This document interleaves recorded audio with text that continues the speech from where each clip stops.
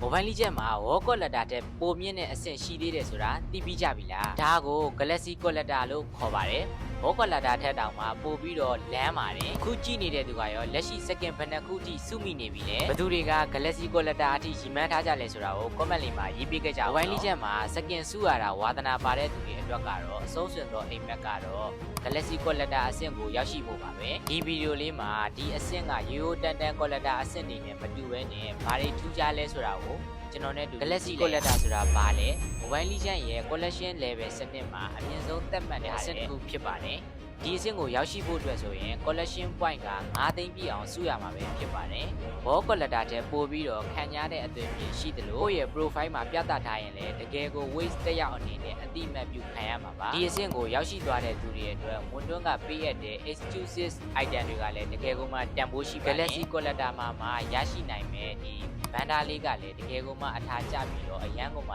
လှပါတယ်ဒီအဆင့်ကိုရောက်ဖို့ဘယ်လောက်ထိလိုအပ်လဲ high choice second တွေအစုံလင်ရှိမှသာအခုလိုမျိုး point မျိုးကိုရရှိနိုင်မှာဖြစ်ပါတယ်အခုကြည့်နေတဲ့သူကရောလက်ရှိ second ဘယ်နှခုထိစုမိနေဘယ်သူတွေက Galaxy Collector အထိရီမန်းထားကြလဲဆိုတာကို comment လေးမှာရေးပေးကြအောင်နော်ကျွန်တော်ကတော့ဒီတို့ပါခင်နေဆိုတော့ like follow လုပ်ခဲ့နိုင်ပါတယ်